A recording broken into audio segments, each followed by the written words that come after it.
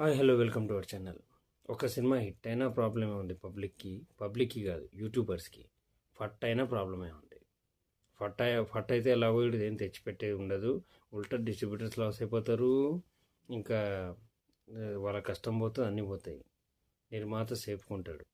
ఏమన్నా exhibitors distributors వాళ్ళే loss అయ్యేది. అభిమానులు నిరాశపడతారు. కానీ హిట్ అయితే అందరూ హ్యాపీగా ఉంటారు. ఇక్కడ హిట్ అయినా కూడా ప్రాబ్లం వచ్చింది. క్రింజో కామెడో ఏదో సినిమా అయితే వచ్చింది. దాన్ని కింద మీద పడి ఏదో ఒక స్టోరీ లైన్ తీసుకొని దాన్ని మంచిగా చేసి చెప్పినా కూడా తప్పే. సోషల్ అవేర్నెస్ లైట్గా తీసుకొని Anil Ravipudi one of the best directors in our Tollywood film industry. అది మీకు తెలియట్లేదు. సీనియర్ హీరోలని హ్యాండిల్ చేయడం అంటే మామూలు విషయం కాదు. అందులో వరుసగా ఫ్లాపులు ఉన్న చిరంజీవి గారిని తీసుకొని ఒక లైన్ తీసుకొని మంచి సోషల్ మెసేజ్ ఉన్నది కూడా తీసుకొని చెప్తే దానిలో కూడా తప్పులు వెతికి ఫ్లాపు ఇటు పేడ్ రివ్యూస్ ఎవడరా మీరంతా.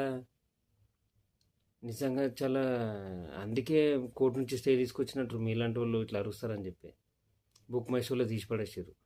సినిమా బాగుంటే కూడా బాగుందని చెప్తే అందరు ఒకటేసారి బాగుందని చెప్పారు. ఏంటిది అని అంటారు. ఏంద్రా బాబు, మీరు మీ యూట్యూబ్ రివ్యూస్ దిమాగ్ ఖరాబ్ అవుతుంది. అసలు యాక్చువల్గా మీ అందరికి ఒక నాయకుడు లేడు. అది నేనే వస్తున్నా, మీకు పోటీ వస్తున్నా.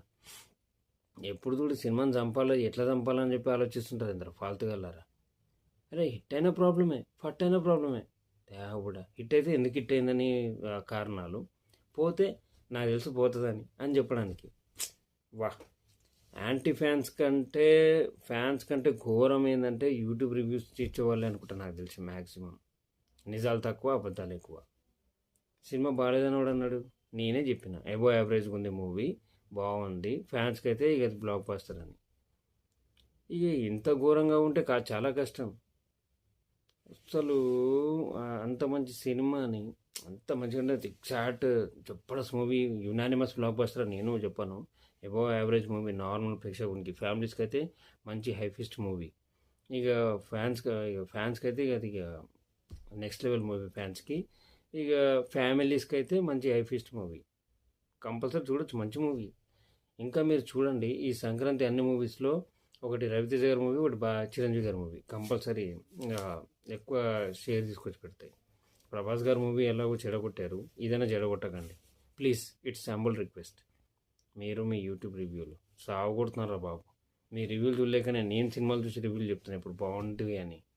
Thank you. Like, share and subscribe.